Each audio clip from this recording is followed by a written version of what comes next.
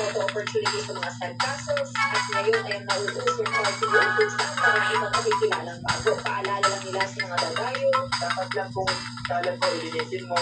Kung may gasolina yan, ako, itatayan mo yung mabuti. Pero siyempre, pag-itingin ka na lang, yung delikado, kailangan mong i-manage your segregation nila. Hindi na pareho dati. Hindi natin dapat nakalimutan na panatili ang kalinisan at kagandaan ng ating mga isla.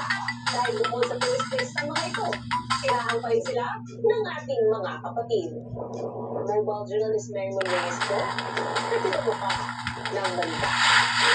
Usapan pa natin ang turismo sa Boracay. Welcome to Kasama si the Mobile Adventure Journal Arena. Maymon. You can travel around this Pero area and magkamusta yung practice dami your ng driving turista skills. na bumasyong Dots doon? and stars on the map represent waterbands, which are places flash signifies they are open play, where access the racetrack, drive onto a park pad, then head to the Pero naman tama ba nagbawal yung mga beach chair sa Dalampasigan at wala na rin nightlife? Yes, Patrick, kasi simula ng rehabilitation, yung shoreline, inurong na lahat. Pero may nakita ako doon na feeling ko authorized sila na may mga beach beds pa. Pero malapit na